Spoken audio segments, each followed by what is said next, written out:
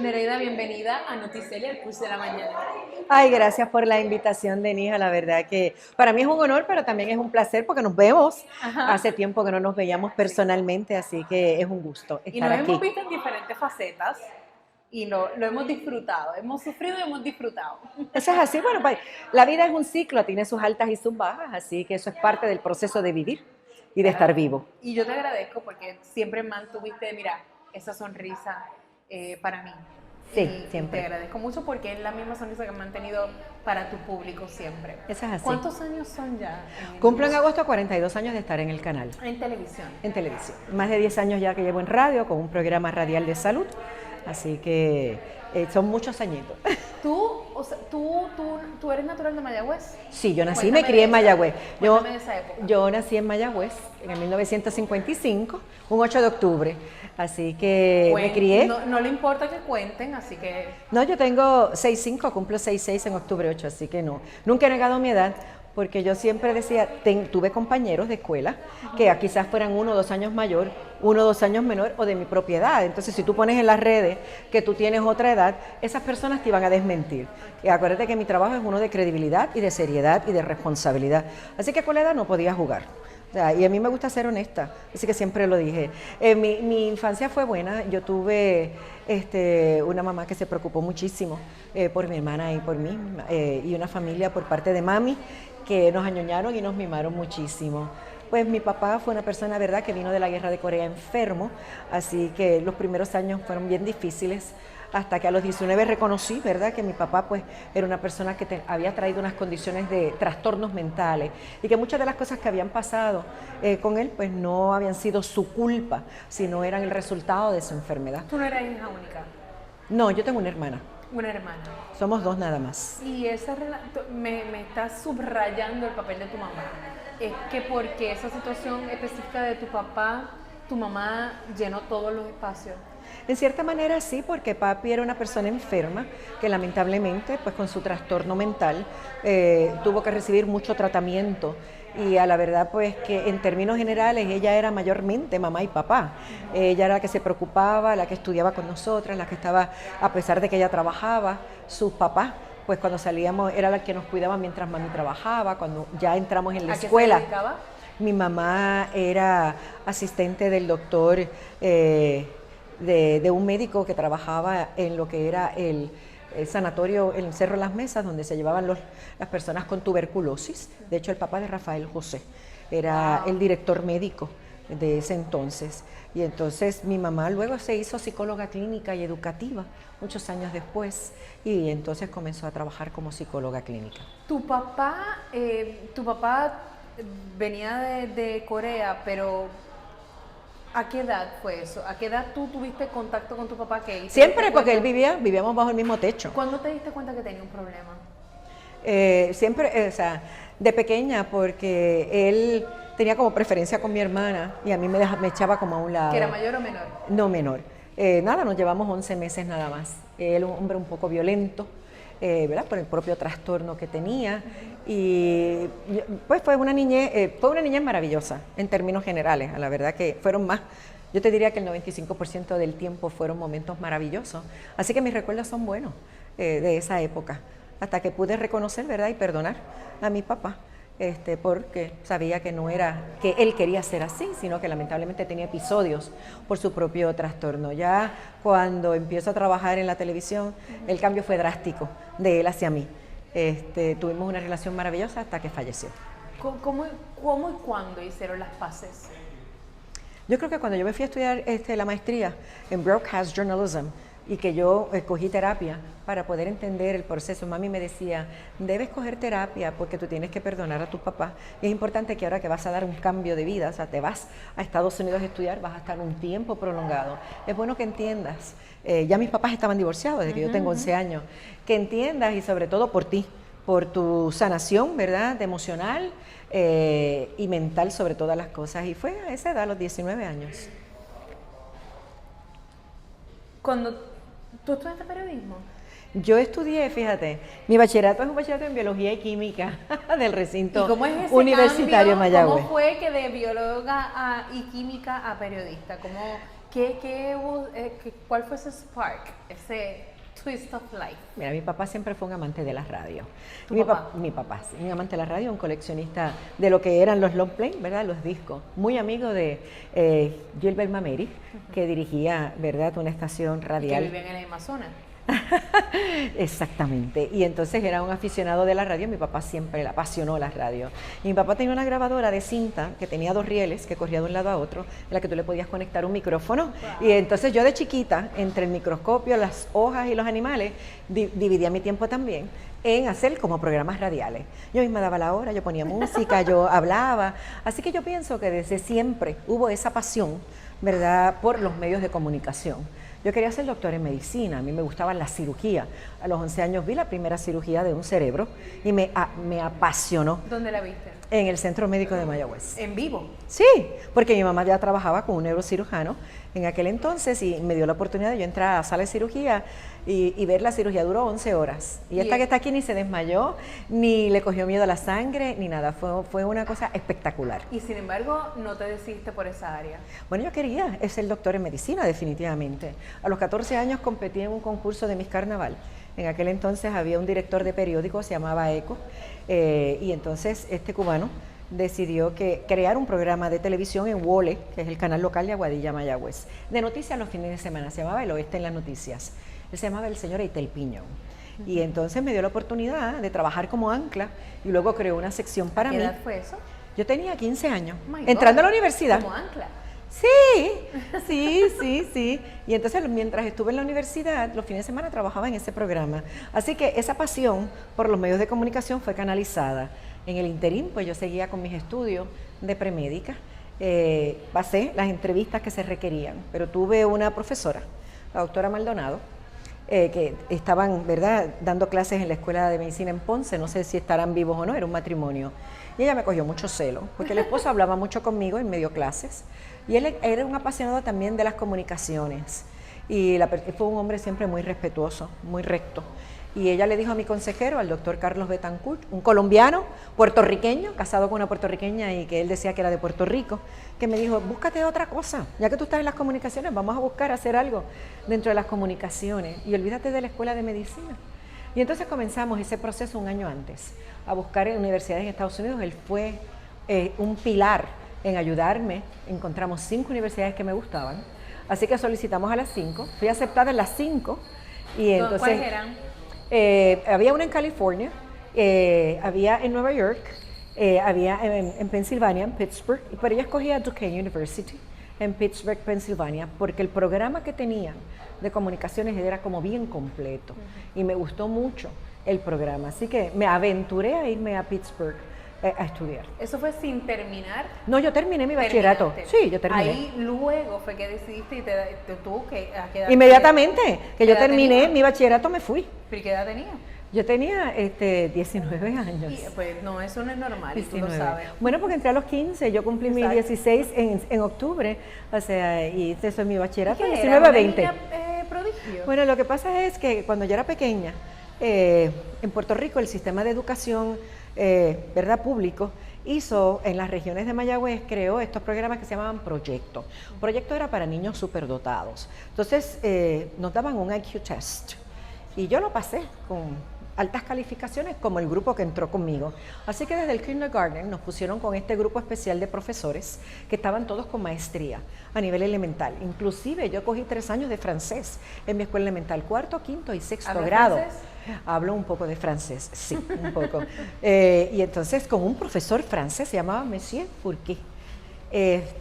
Y cuando nos fuimos a Nueva York, mi mamá con mi hermana y conmigo, me pusieron en 9º grado porque estaba ahí que muy adelantada. Hubo una huelga de maestros y regresamos. Así que yo volví, me reintegré a mi grupo de proyecto y me gradué con ellos. Así que ya en el último año de escuela superior, inglés, español y matemáticas, cogíamos la clase del primer año de universidad. Por eso adelantamos tanto. De hecho, entonces de la universidad temprana es que viene tu acento perfecto. No tienes ningún acento hablando inglés. No, porque mi clase es de inglés por la mañana. Lo que pasa es que mi mamá fue una mujer siempre con mucha visión y demasiado brillante. En casa había que hablar inglés por 1 hora diaria. Todo. ¿De disciplina? De disciplina. Era parte de lo que mi mamá entendía que nosotras teníamos que aprender, que teníamos que hablar correctamente un segundo idioma y que el inglés era el segundo idioma. Así que en casa todos los días por 1 hora se hablaba inglés. Y de ahí yo creo que viene, aparte que yo siempre tuve como facilidad para los idiomas, se me hace muy fácil. Y tuve buenos maestros, todos con maestría. Nosotros competíamos con los Spelling Bees desde 4º grado, con los de intermedia y superior. Así que tuve muy buenas oportunidades, ¿no?, de crecer y de formarme en ese aspecto. Cuando tú estudiabas biología, todo esto, ¿verdad? ¿Imaginabas más allá de que tenías ese tiempo, los fines de semana, en ese canal como Ancla, en el oeste, que ibas a ser una figura como eres hoy de la televisión? Jamás me lo imaginé. Jamás. Eso no pasó por mi cabeza. ¿De verdad? Jamás. No.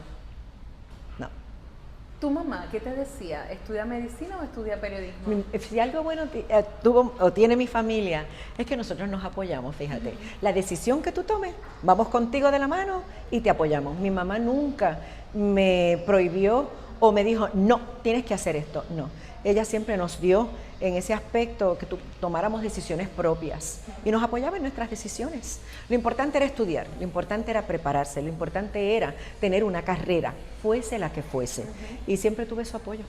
Fuera del oeste, ¿cuál fue tu salto a que Puerto Rico entero te conociera? Cuando estaba allá y ya estaba terminando, decidí escribir a los canales acá, a Telemundo y al Canal 4. En aquel entonces quien presidía, ¿verdad?, o era el gerente general de Guapa, se llamaba Norman Lupo. Fue el único que me contestó mi carta y me dijo, cuando usted pise Puerto Rico, yo la quiero conocer. Y así fue. Yo llegué al aeropuerto y le dije a mi papá, tiene que llevarme al Canal 4. Fuimos al canal. Yo lo llamé desde el aeropuerto y él me dijo, pasa por aquí antes de ir a Mayagüez. Y yo pasé por allí. De allí me recibió en su oficina, me llevó a conocer al licenciado Bill Pérez, quien era el director del Departamento de Noticias. Con Bill Pérez hubo como este clic inmediato. Me hizo pruebas rápido de leyendo en español y en inglés noticias y me dijo, yo te quiero ver el viernes para una prueba en cámara. Y yo lo que quería era hacer como un internado para poder presentar. ¿Esa era tu expectativa en ese momento? Sí, porque yo quería hacer un doctorado en comunicaciones en Syracuse. Así que yo tenía otras aspiraciones de ir un poquito más allá. En ese verano, pues comencé en Guapa haciendo ese internado. Eso fue en 1979, 79. Y entonces, Bill Pérez, a Guillermo José Torres padre, se le ocurrió la idea que había un noticiero de 5 minutos por la mañana que Luz Nereida lo hiciera. Y así empecé. ¿Qué pasa? Cuando ya yo estaba por irme, el licenciado Bill Pérez ya había entrevistado a muchas mujeres y habían hecho pruebas porque él quería un noticiario con una mujer ancla, como se hacía en los Estados Unidos. Él venía de NBC New York, había sido reportero, camarógrafo, editor, tenía una visión mucho más amplia. Y ya cuando yo estaba estudiando allá, ya habían periodistas especializados en política y en economía, y ya estaba comenzando a emerger el periodista en salud. Así que él me ofreció la posición, yo le pedí que al otro día yo le contestaba, que si me daba ese tiempo, me dijo que sí. Así que hablé con mi mamá a Nueva York, que residía allá, y me dijo, ¿de qué te vale en una pared todos los diplomas del mundo sin un trabajo? Y sin experiencia. Las oportunidades se dan una vez en la vida, tú lo tomo.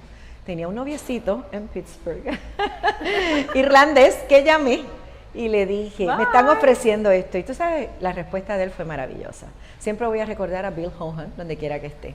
Me dijo, yo no hablo español, yo soy DJ de radio, yo no puedo irme a trabajar a Puerto Rico y sería cruel y egoísta de mi parte cortarte las alas, porque nunca me lo vas a perdonar. Así que yo entiendo que debes tomar el trabajo.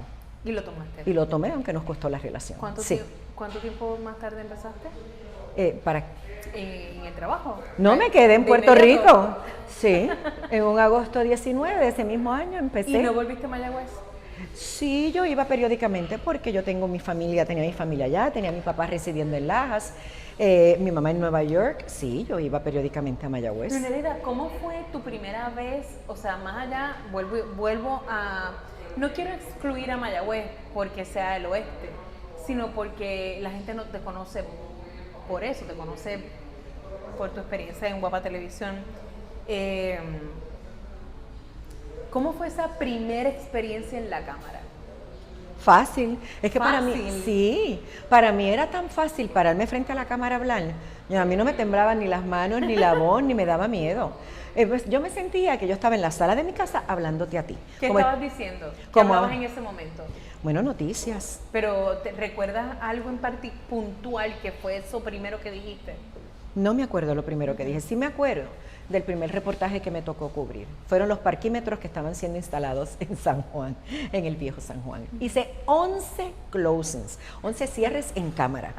Y a mí me dio gracia, pues porque yo entendía que no debían ser tantos cierres para escoger el mejor. Y me acuerdo que siempre Bill Pérez me decía que yo era one take woman. Yo hacía el voiceover de una sola vez y se acabó. Después de esos 11 cierres en cámara aprendí y siempre me decían one take woman. Hago 1 o 2 como mucho, o a veces 3, dependiendo si no estoy satisfecha. Pero casi siempre de una me sale. Y siempre, toda la vida has estado guapa.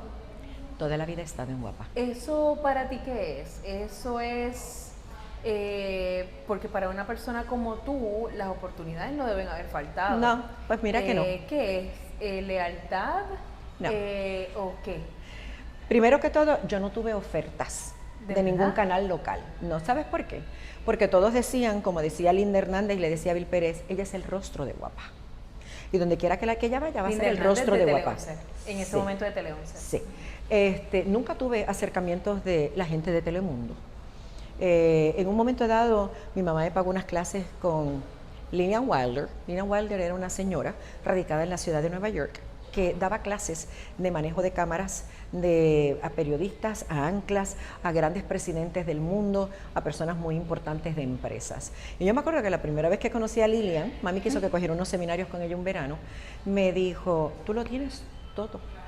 Yo no te tengo que ayudar en nada, tú lo tienes todo. Y ella por un año trató de conseguirme trabajo allá. Pero entonces cada vez que ella me llamaba me decía, tú no vas a empezar de abajo. Yo necesito que tú seas reportera y ancla, no empezar de abajo. Y se nos hizo un poco difícil conseguir empleo. Así que me quedé en Guapa. Guapa ha sido mi casa por prácticamente 42 años. A Guapa le debo lo que soy, a Guapa le debo tener lo que tengo hoy día, en términos, ¿verdad?, de mis bienes personales. Claro. Así que le voy a ser leal hasta que me retire, claro que Pero sí. ser reportera es el paso previo. Ancla es como si fuera cocinero chef. ¿Cuánto tiempo estuviste ahí en la calle comiéndote la calle? ¿Te la sigues comiendo? Porque te veo comiéndotela Yo igual. desde el principio empecé en la Porque yo calle te y veo ancla. en la calle. Es que yo empecé como ancla y reportera. A mí me tocaron hacer ambas funciones a ¿Y la no vez. fue tu ambición primera? ser No, ancla? no. Lo vi como algo igual. Yo nunca me amarré a esa silla. Yo creo que amarrarse a esa silla o aferrarse a esa silla es algo negativo Sí. en tu vida. La calle te da, primero, siempre vas a mantener la mente corriendo. Te permite estar al día, te permite que la gente te vea, te toque, te abrace, te veas que eres un ser de carne y hueso, que eres humana, que si te tienes que reír con ellos te ríes, que si tienes que llorar lloras, que si los tienes que abrazar los abrazas. Y eso no lo da el set de noticias, el set tiende a ser frío. Aunque llegues a la habitación, aunque llegues a la sala, a la cocina de una familia, no es lo mismo. ¿Qué es lo más que después de 42 años alguien diría que un periodista ya tiene el cuero duro?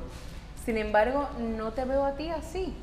Te he visto casi llorar, no solamente en tragedias, porque en tragedias es fácil, ¿verdad? Pero te he visto muy solidaria en casos como, por ejemplo, la violencia de género. Sí, a mí, pues porque me toca en el plano personal muy de cerca y a la verdad que no quisiera ver que más personas, ya fueran hombres, mujeres o trans, mueran a manos de sus parejas o exparejas. Yo creo que nadie tiene el derecho, primero, de pensar que uno es una posesión, ¿verdad? Como lo sería una casa, un terreno, un bote. No somos posesiones de absolutamente nadie. Cuando damos amor lo damos porque queremos darlo, porque así lo sentimos. Y me duele en el alma cuando yo veo esos casos, como me duele en el alma los casos de agresión sexual contra los niños. Es algo que todavía en mi cabeza yo no puedo entender. No, Nereida, tú, por la razón que sea de tu papá y todos los trastornos que tendría, pues esa fue la experiencia que tú tuviste a nivel de tu mamá. ¿La viviste tú como mujer, la violencia de género? Sí, lamentablemente sí, me tocó vivirla. Porque pues lamentablemente la palabra novio lo dice, no vio. Así que uno no ve muchas cosas. Mi mamá como psicóloga clínica veía y me hablaba de manera buena. O sea, se sentaba conmigo, hija mía, yo noto esto, aquello, otro. Pero tú sabes cómo somos los seres humanos. Tú estás enamorado, no, eso no va a pasar. Tú piensas en tu cabeza. Porque yo nunca le peleé a mi mamá por los consejos que me dio. Ojalá y yo hubiese escuchado a mi mamá. Quizás lo que yo he vivido en 3 relaciones o en 4, vamos a ponerlo de esa manera, no hubiesen sido tan terribles como los que viví. ¿Cuál fue su mejor consejo que no escuchaste? No te cases. Él no te conviene. Por esto, por esto, por esto y por esto. Y te casaste. Y me casé. Y ahí fue que tuviste la experiencia de violencia de género. Yo tuve experiencia de violencia de género desde el primer matrimonio. Yo me casé 3 veces y en 2 relaciones de esas 3 tuve violencia de género. Los 3 fueron mantenidos. ¿De qué y esa es para, bueno, no para y mantenido porque el primer esposo trabajaba, pero yo le tenía que entregar mi cheque completo firmado semanalmente, según yo cobraba en Guapa. Así que era un mantenido, o sea, me quitó todo mi dinero por 4 años y medio. ¿Y esa es la modalidad de violencia que tú...? No, aquí hubo humillación, me pegaron, me violentaron sexualmente, me encerraron en closets, me trataron de matar. Oh, sí. ¿Eso fue tu primer matrimonio? En esas 2 relaciones, de las 3, hubo todo eso. Pero la gente no se explicaría, una persona que eres dulce como eres, pero que a la misma vez eres muy fuerte, se te nota que eres fuerte, que una persona como tú viva ese tipo de experiencia. Yo tampoco, yo pienso que a lo mejor me tocaba para poder ahora ayudar, para poder ahora hablar, para poder ahora hacerle entender tanto al hombre como a la mujer que debemos pensar en ese respeto y en el amor, y que cuando se acaba, se acabó, y no tenemos por qué quitarle la vida a ese ser humano que te dice, yo ya no te amo, esta relación hay que terminarla, porque al final del camino siempre va a haber luz, siempre va a haber otra gente, y siempre vas a poder tener otras relaciones, y vas a poder ser feliz. Producto de esas relaciones violentas, ¿tienes una hija? Sí. ¿Qué le dices? Mi hija vivió conmigo, y fue muy difícil para ella ver la violencia. ¿La vio con sus ojos? Sí. Para ella fue un proceso difícil. Cuando se es muy niño, no te das cuenta. La violencia empezó, o sea, en ese primer esposo fue bien difícil hasta que me divorcié. Luego tuve una relación, ¿verdad?, que fue muy corta, aunque me casé, y luego en la tercera relación. Y cuando se es bebé o todavía eres muy pequeño, pues todavía no tienes conciencia y no te vas dando cuenta. Pero ya cuando tú llegas a la adolescencia, yo siempre digo, los hijos crecen, observan y oyen. Y ella empezó a observar, empezó a escuchar, se afectó muchísimo, pero yo soy una persona que no solo tengo mucha fe en Dios, orábamos mucho ella y yo, sino que yo creo mucho en la psicoterapia. Yo entiendo que cuando tú necesitas ayuda tienes que buscarla, porque tú tienes que fortalecerte, tú tienes que ponerte fuerte y poder entender, ¿verdad?, qué es lo que ha pasado para poder buscar soluciones a los problemas. Así que ambas entramos en ese proceso. ¿Y así saliste tú del ciclo con terapia? Así pude terminar las relaciones. Así pude, el primer esposo busqué ayuda. Yo me acuerdo que la doctora Blanca, si no me equivoco, el apellido era López, de la Universidad de Puerto Rico, muy amiga de mi mamá, psicóloga clínica, y me dijo, tienes que salir de ahí, porque vas a parar a un hospital o te van a matar. Y yo cogí su consejo. Y ya tú eras figura pública, sí, ancla, todo. Sí, ¿Y eso te lo guardaste, te lo callaste todo ese tiempo? Sí, y con el papá de mi hija también me lo callé. Yo tenía el turno del amanecer, así que tú no sabes las veces que en el celular me llamaba y a punto de ir al aire, a minutos en medio de un comercial aprovechaba. Barbaridades. Se supone que tú deberes estar aquí. Se supone que tú eres la que tienes que llevar a tu hija a la escuela. Eso no me corresponde a mí. Se supone que tú la peines, se supone que tú seas la que... Y me insultaba, me decía barbaridades. Me acusaba de infidelidad.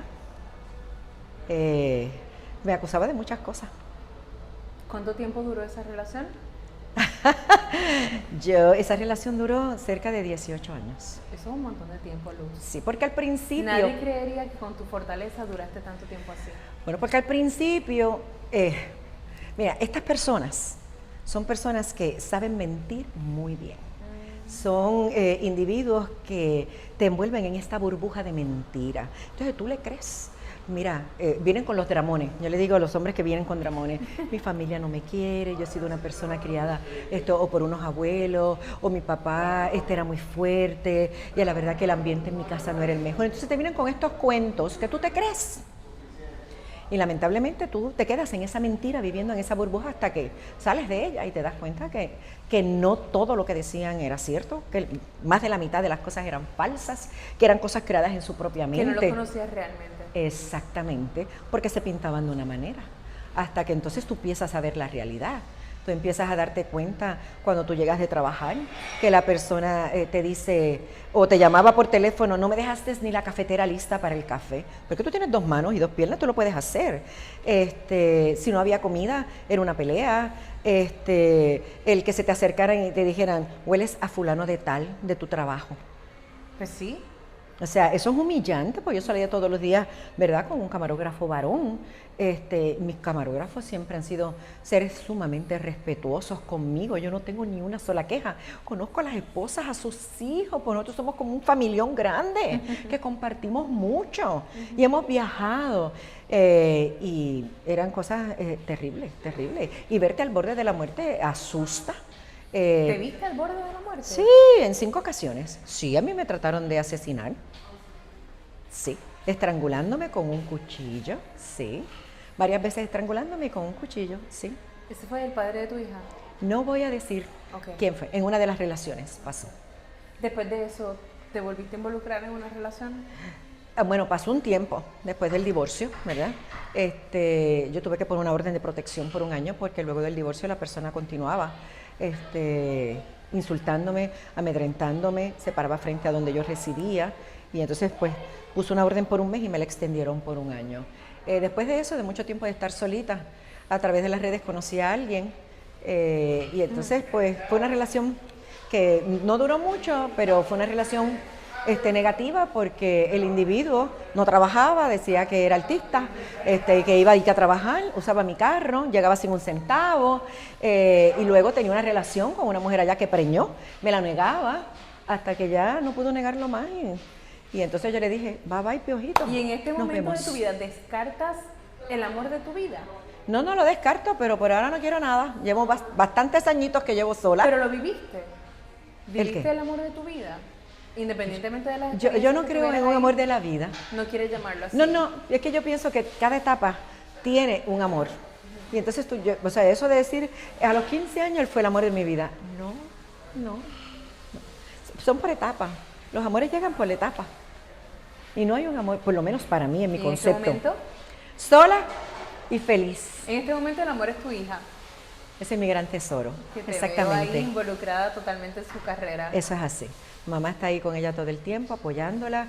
Soy su manejadora, su inversionista, aconsejándola, siempre poniendo a Dios por delante y siempre entendiendo que esta es una carrera difícil, que toma tiempo llegar a la cima, pero que a veces es mejor que tome tiempo porque entonces los cimientos van a estar bien puestos y no te vas a tambalear cuando llegues arriba. Porque Alana es cantante urbana. Sí. ¿Tiene Alana es una 26 niña que... años ya? ¿La vimos crecer todo? Sí, Alana tiene 24 años ahora, está próxima a cumplir 25, pero fue una niña que desde los 2 años me dijo, voy a ser cantante. Cogí un cepillo de mamá y unas tacas de mami, se las puse en el pasillo y me dijo, yo voy a ser cantante. Entonces, ella quería la música, así que yo la puse desde pequeña en Kinder Music, cuando estaba Kinder Music, claro. luego con una maestra privada de clases del conservatorio y luego esa maestra puso una academia, estuvo muchos años en esa academia. Alana es una soprano natural, pero el velo canto no le gusta. Sí. Ella me dijo, yo a eso no me voy a dedicar. Así que su pasión cuando era adolescente, que comenzó Rihanna a despuntar, era el pop rock. Le encantaba Rihanna, el tipo de música de Rihanna. Cuando ella conoce a Karol G cuando no era conocida, Karol G hace años atrás ella empezó a seguirla y entonces ahí fue que ella pesó y me dijo, este es el género que yo voy a tomar, el de Karol G. Así que entró por el género urbano. Siempre fue una fanática del género urbano, Ella le encantaba a Joel y Randy. Le gusta Wisin y Yandel. Ese dúo para ella es muy especial. Daddy Yankee. O sea que ella tiene sus, ¿verdad? Mucha gente dentro del género que le encanta. Hablemos de lo que te dedicas, que es el periodismo. Mucha gente, y esto quizás es un cliché, pero te sorprenderás la cantidad de veces que he hecho esta pregunta y me han dicho, no es un cliché. Que me han dicho, hemos hablado muchas veces de los tiempos pasados son mejores. ¿Cómo ves el periodismo evolucionando? ¿Para bien o para mal? Las críticas se aceptan. Mira, Denis, yo vengo de una escuela que era formal, pero y fue cambiando. Ya cuando yo me voy a los Estados Unidos ya había un periodismo cambiante. Un periodismo dejando de ser estático como robots leyendo noticias, siendo más humano. Dejando que ese ancla y ese reportero fueran más humanos y dejaran ver el coraje, si era una historia que te podía dar el coraje, el dolor, si algo te daba gracia, reírte. Ya entonces comenzamos a trabajar de otra manera y a hacer de otra manera. Hacer en realidad lo que somos, seres humanos. Pero yo te diría que del 2000 para acá, con el cambio digital, del análogo a digital, ha habido un cambio también en el pensamiento de los directivos. Y vuelvo y quiero repetir esto y decirlo porque yo tengo una hija joven que yo quisiera, ¿verdad?, que le dieran oportunidades. Yo creo en los jóvenes y creo en dar oportunidades. El problema ha sido que nos hemos fijado demasiado en esto y nos hemos olvidado de las capacidades, no solo intelectuales, sino verbales a la hora de hablar y de comunicar una información y de esa proyección escénica que yo le llamo el carisma o ángel. Entonces, hemos contratado gente por belleza que por otras cosas. Y yo siempre comparo y digo, una Ellen DeGeneres no es linda, pero a la hora de hacer su programa hay que decirle usted y tenga. Una Oprah Winfrey tampoco lo es, pero son mujeres de ejemplo de que tú no tienes que ser la más hermosa ni la más bella para lograr tener una audiencia de millones de televidentes, de seguidores, porque tu físico no es lo que importa, es el mensaje que tú llevas. Pero eso no es solamente en Puerto Rico. No, eso se está dando, o sea, eso es algo que comenzó en otras partes y que como muchas veces pasa en Puerto Rico, nos copiamos. Y lamentablemente, pues ahora es algo generalizado, que lo vemos en infinidad de países. ¿Qué extrañas, cerebro? Las preguntas que hacen. No hay bagaje histórico. No conocen absolutamente nada de nuestra cultura, no conocen nada de la cultura exterior. Cuando van a entrevistar a un gobernador, un candidato a la gobernación, hacen preguntas... La diferencia. No, solo que no tienen respeto, exacto, tú tienes que respetar para que te respeten. Esa tiene que ser la regla básica dentro de esta profesión. Pero no solo eso, no saben qué preguntar. Y a uno le da vergüenza. Yo a veces quisiera meterme debajo de las mesas que nos ponen, ¿verdad?, para sentarnos en conferencia, porque me da vergüenza ajena de las tonterías, por no decir, ¿verdad?, babosidades, que preguntan. Y entonces uno dice, a eso es que vamos, a esa generación de comunicadores. Pues el día de mañana yo no veré nada, porque no me van a informar. Entonces es como un yoísmo. Esto también se ha convertido en que, si te das cuenta, y no por menospreciar a las chicas que compiten en concursos, yo creo que tienen derecho a tener aspiraciones, pero muchas de ellas quieren ser manejadoras de un programa, periodistas, esto y aquello otro. Yo creo que debemos cultivar nuestro intelecto. Hay que aprender, hay que leer, debemos leer todo. La lectura nos da vocabulario, nos da conocimiento. Y esas son las mejores armas para tú ser un excelente periodista. Y entonces, pues se creen que esto es como un fashion show. Porque soy bonita, voy a coger el micrófono y me voy a parar y todo el mundo me va a mirar y voy a tener muchos seguidores. No. Esto es mucho más serio, aquí hay un compromiso con un pueblo, aquí hay un compromiso con una audiencia a la que tú tienes que respetar por sobre todas las cosas para ganar credibilidad. Y eso, lamentablemente, lo hemos ido perdiendo. ¿Y está bastante generalizado según tú? Sí, eso se ve en todos lados, lamentablemente, se ve en todos lados, sí. Porque ponemos gente bonita y entonces es un problema. Yo me acuerdo cuando Tego Calderón, Que totalmente de muchos años, sí, ¿verdad? de muchos años, Bonito. venía a hacer un show después de 12 años de haber trabajado su carrera a nivel internacional, hizo una conferencia de prensa. Y a mí me tocó ir, yo he cubierto de todo. Y entonces me acuerdo que había alguien de estas estaciones emergiendo que le preguntó, y él está hablando de la importancia de este espectáculo en el Coliseo, de los artistas que iban a estar con él, de lo que esto significaba en su carrera, sobre todo de regreso y de vuelta a la isla que lo vieron hacer, y en donde, ¿verdad?, había logrado de aquí salir al exterior. Y esa persona, en medio de una conferencia de prensa tan importante, o sea, lo que él estaba hablando era importante para un artista, y tú lo tienes que enmarcar, ¿verdad?, en lo que es el entretenimiento y el arte. Que cuando, ¿qué día era su cumpleaños? ¿Tú crees que eso es relevante? ¿Y a qué signo pertenecía él del zodiaco? Búscate la información y si la quieres poner es por escrito, si lo quieres decir, lo dice. Pero ¿cómo es posible que en medio de... Bueno, él mismo, en el rostro, él cambió el rostro. Yo lo único que pensaba era, ¿dónde me meto? Porque entonces eran sillas y él al frente a nosotros. Yo no sabía dónde meter la cara. Y así por el estilo, cuando vamos a conferencias con los políticos, las preguntas son tan tontas y preguntas que a veces no tienen que ver. Si hay un comunicado, léelo, siempre hay un entre líneas, busca. Ya tú debes ir preparado, tú debes ir con una información base para saber en lo que se diga allí, entonces unirlo con lo que ya tú tienes y preguntar. Y este es tu consejo, no es soberbia. No, eso no se trata de soberbia, no. Son cosas que yo veo. Mira, a muchos de mis compañeros jóvenes yo los he ayudado. Yo me acuerdo de Néstor Flecha, cuando empezó a hacer los informes del tiempo. Se burlaban, se mofaban, y de aquí de allá. Y una noche yo le dije, yo quiero que tú me busques 2 informes del tiempo tuyo. Yo te voy a ayudar. Y los miramos. Le dije, vamos ahora para el set. Le pedí al director que me prendiera las luces del croma, que me proyectara unos mapas. Y yo le dije, esto se hace así. Tuvimos como 2 horas. Grabamos de vuelta, después que yo le mostré cómo se hacían las cosas, un informe del tiempo de él. Y a la verdad que el cambio, cuando yo se los puse, los primeros, y el segundo fue del cielo a la tierra. Esa noche cuando fuimos al aire en vivo, Néstor Flecha fue otra persona, totalmente distinta. Hasta Rafa Bracero lo aplaudimos. Yo le dije, te me graduaste con A. Tengo ahora un compañero que he ido trabajando con él, ayudándolo, ¿verdad?, que corrija ciertas cosas, porque tiene su potencial, pero hay que ayudarlos. Muchas veces tampoco los podemos tirar y lanzar sin haberlos ayudado, ¿verdad? Poco a poco, a que hagan una historia, a corregirle. Bill Pérez hacía eso, y eso yo lo tengo bien, lo entiendo muy bien, y es algo que ya está dentro de mí, así que yo aquel que pueda, lo trato de ayudar, lo trato de aconsejar, lo llamo aparte, lo mismo con productores y productoras. Cuando he visto errores en los libretos, al final del programa, las llamo aparte, me siento con ellas y les explico para que aprendan, porque todos podemos aprender y todos podemos mejorar.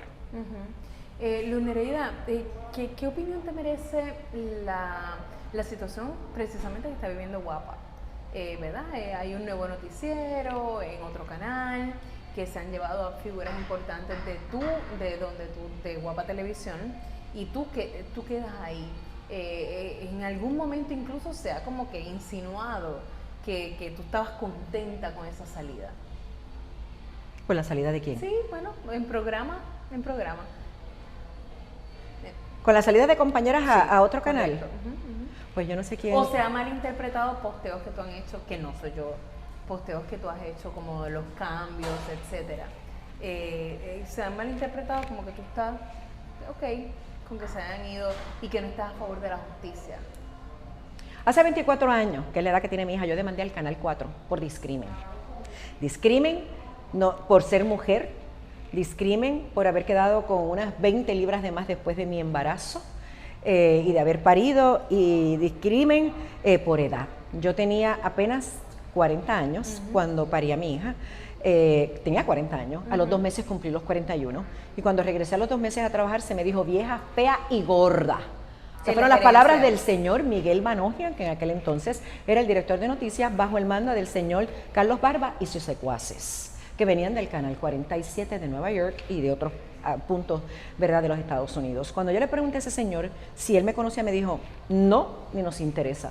Cuando yo le dije, ¿ustedes han hecho algún estudio? Mi credibilidad está por debajo de la de los demás yo estaba acostumbrada a estos focus group y la comparación con otros canales. Me dijo, ni nos importa ni lo vamos a hacer. Me dijo, hoy es tu último día como ancla, eso es lo que hay, mañana se sienta a Torres Toro y se acabó. No vamos a discutir más el asunto. La forma en que me lo dijo fue tan tajante. Yo me senté en ese set con las lágrimas ahí al borde, porque yo no podía permitir que el público viera mi dolor, mi rabia y mi coraje. Pero salí destrozada de ese set. Y esa misma noche hablé con unos abogados que se podía hacer. Ya habían firmado la ley federal de que a partir de los 40 años tú no podías discriminar por edad. Y yo demandé al canal, porque yo creí injusto lo que se hizo. Pero no solo fue eso, fue un año bajo esa administración de maltrato emocional, constantemente de ese señor Miguel Banogian. Y había alguien de allí que también se confabuló para enviar vídeos míos cuando yo más hinchada estaba, que fue el último mes de embarazo. Yo usaba tenis para ir al set, yo hacía los informes del tiempo con mi barrigota. Normal. Lamentablemente yo padecí de edema. Edema es alojamiento de líquido cuando estaba embarazada, así que por eso gané 65 libras con mi embarazo. Yo empecé en 120, terminé en 185 y después de la cesárea, la semana se fueron 40 libras de cantazo. Que mandó los vídeos a Estados Unidos. ¿Era alguien interno? Era alguien de acá, me voy a reservar el nombre, pero en noviembre del año pasado corroboré. El editor, a quien le obligaron a hacerlo, y otra persona que le dijo, ay, no lo haga. Y lo hicieron. 24 años después, supe lo que mi corazón me decía y supe lo que yo siempre entendí que había pasado. Y pues la verdad siempre sale a relucir. Pero ¿sabes qué? Yo he aprendido a perdonar y eso es pasado. Así que nadie puede decir que yo estoy en contra de la justicia, que yo estoy en contra. Yo misma yo puse una querella en el EEOC hace más de un año. Por eso mismo, por la diferencia salarial. Que está y te voy más lejos. Yo era de las que menos ganaba. Yo tengo compañeros que llegaron ayer y todos ganaban más que yo. Todos y todas. Hasta los intercambios eran mayor que el mío. ¿Sabes? Y la EEOC pidió que hubiese un diálogo, como siempre pide, y hizo unas recomendaciones. El resto me lo voy a reservar. Pero ese cayó, además de de los detalles, el final ya terminó. Me voy a reservar lo que pasó después. Pero de que yo no haya sido solidaria, quien diga eso está mintiendo, porque yo viví en carne propia, más que todas las que están ahora, en carne propia por un año, humillaciones y maltrato de parte de los ejecutivos, que se mofaban, se burlaban todo el tiempo. Y le puedes preguntar a los camarógrafos, sí, delante allí de todo el mundo, y le puedes preguntar a los camarógrafos, yo salía todos los días a la calle llorando. Que no era un asunto salarial, era un asunto de humillación. Sí, de decirme vieja. A los 40 años ninguna mujer ni ningún ser humano es viejo. De decirme inservible, vieja, gorda, fea. Yo no soy bonita, pero yo siempre he dicho que si tú te arreglas... No, pero tú sabes, me refiero, tú te arreglas bien, tú puedes poner una mujer espectacular que luzca súper bien, sin ser una mujer que tenga los ojos verdes ni el pelo rubio. Y sin embargo te quedaste ahí. Me quedé ahí. Me quedé ahí porque nunca hubo ofertas de ningún otro lado. O sea, yo nunca tuve ofertas, así que yo intenté irme luego de eso para los Estados Unidos. Yo fui y me reuní con el presidente de Univisión y con el presidente de la cadena Telemundo, pero en Univisión sí me ofrecieron, pero me ofrecieron a costa de ¿qué? De que vendiera mi cuerpo. ¿Qué significa eso? Pues que me acostara con los ejecutivos. Y yo dije que no, que yo en 20 años no había tenido que recurrir a eso, que a mí se me había dado trabajo por mis calificaciones y lo que yo podía demostrar, y que yo no aceptaba esa oferta. Sí. Los directivos que estaban en aquel entonces. ¿Y tú crees que eso es un escenario más posible para una mujer que para un hombre? ¿Cuál? Ese chantaje, esa claro. oferta. Sí, se da mucho.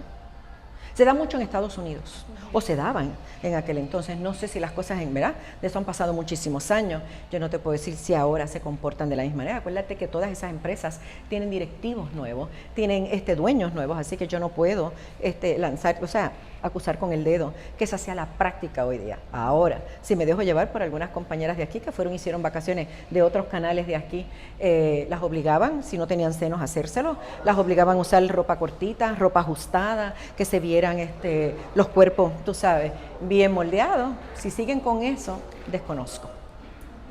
Nereida, ¿cómo ves tu Puerto Rico desde que tú empezaste? ¿Verdad? Hay una evolución natural de Puerto Rico, porque como todos los países, todo cambia. El Puerto Rico que tú empezaste a cubrir esa primera vez, al Puerto Rico que cubriste, por ejemplo, hoy, esta mañana. Hay diferencias. Son 40 y pico de años de diferencia. Acuérdate que tenemos 2 generaciones. Una que ya está en esa etapa de los 40 y una que está emergiendo, que está en esa etapa entre, yo diría, los 15 a 25 años. ¿Qué cambios yo he visto? Lamentablemente, faltamos el respeto, porque sí. Antes había más respeto. Antes había como más empatía en ese aspecto. Y hoy día eso no existe. Hoy día hacemos lo que nos da la gana, porque somos de aquí, y yo creo que no, que yo siempre he pensado que debemos ser entes de ley y orden, que para eso existen las leyes y debemos respetarlas, como debemos respetar, ¿verdad?, la ley de Dios, como debemos respetar también a los seres humanos. Lo peor, y en 42 años debe ser difícil definir esto, pero lo peor que hayas cubierto en tu carrera. El abuso sexual contra 2 hermanitos. No hay cosa que me haya dolido más que eso. ¿Por qué? Porque ya yo era mamá. Y yo no podía concebir en mi cabeza que unos padres se prestaran para sacar dinero a costa de vender sexualmente a sus hijos. Eso fue en la división sexual de Caguas. Y los hermanitos fueron a una vista y yo los conocí aparte, sin cámaras. Y escuchar al hermanito, en aquel entonces tendría 8 o 9 años, decir que su hermana pedía auxilio. Mientras él no sabía decir la palabra sodomizar, pero mientras él no podía ayudarla, ella pedía auxilio de su hermano y él no podía ayudarla. Fueron violados por muchos de los empleados donde el papá trabajaba y cobraba porque tuvieran sexo con sus hijos.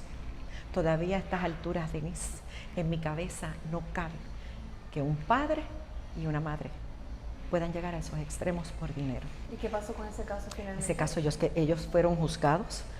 Una tía se quedó con uno de los niños, una maestra con uno de los otros. No sé si a la larga reunieron a los hermanitos, pero ellos fueron a prisión. ¿Eso fue qué año? Válgame. 1980 y algo. 1980 Muy temprano en tu carrera también. Sí, y todavía es el peor momento. Yo creo que ya Rosselló padre estaba en la gobernación en esa década de los 90. Okay. Si tuvieras que darle un consejo, más allá que un consejo a un futuro periodista, ¿verdad? Que ya lo has dicho a través de esta entrevista, más a quien te está viendo, que es una persona que confía en ti, que te ve diariamente, ¿para quién eres un ejemplo? ¿Cuál es tu prioridad número 1 para hacer de Puerto Rico un mejor lugar? A mí me parece que tenemos que comenzar en el hogar, a enseñar a nuestros hijos. Los padres somos el primer modelo que tienen, pero muchas veces y lamentablemente tenemos muchas familias disfuncionales o madres solas o personas que están en vicios que no pueden servir de mejor ejemplo. Así que yo creo que nuestra educación tiene que cambiar. Y tiene que cambiar para bien, tiene que modernizarse. Y tienen que los currículos comenzar desde el que estamos en el kindergarten, a trabajar con la salud en todos los planos. Salud emocional, mental, salud física. Porque tenemos que comenzar a crear en estas criaturas seres de bien para el día de mañana. Y de esa manera, en aquel hogar en donde eso se hace, pues lo estamos reforzando. Pero en aquellos en donde no se tiene, vamos entonces a tratar con esos niños y adolescentes a empujarlos a que sean mejores el día de mañana. Así que tenemos que comenzar, la computadora hace mucho, pues tenemos que nosotros comenzar a crear los valores, acuérdate que los papás forjan un ser humano, la escuela te da educación, ¿verdad? Tú aprendes de los libros, matemáticas, ciencia. Y es bueno aprender historia, es bueno saber qué pasó en Grecia, en Roma, es bueno saber de política y todo ese tipo de cosas, porque eso es importante, porque eso nos hace tener conocimiento. Pero tenemos que crear un buen currículo en donde se hable de la sexualidad humana. Me acuerdo que se había puesto algo sobre salud, pero solamente hablaba nada más que de sexualidad. de que si tú haces sexo así él te da, vas a quedar embarazada, cómo usar condones, cómo usar pastillas anticonceptivas. Más allá de eso, que nace con nosotros, porque la gente dice, nosotros somos un ente, ¿verdad? Mente, cuerpo y alma. No, yo le añado el sexo. Venimos ya con una sexualidad. Lo que pasa es que la vamos aprendiendo en el proceso que vamos creciendo. Así que podemos hablar de eso, pero tenemos que hablar de todo lo demás para crear seres humanos de bien. Y eso le hace falta a nuestra educación, tanto pública como privada. Yo creo que los millones que se han gastado en un sinnúmero de cosas debieron haber empezado por ahí, para forjar seres de bien. Gracias, Nereida. Gracias a ti, Denise, por la invitación. Claro que sí.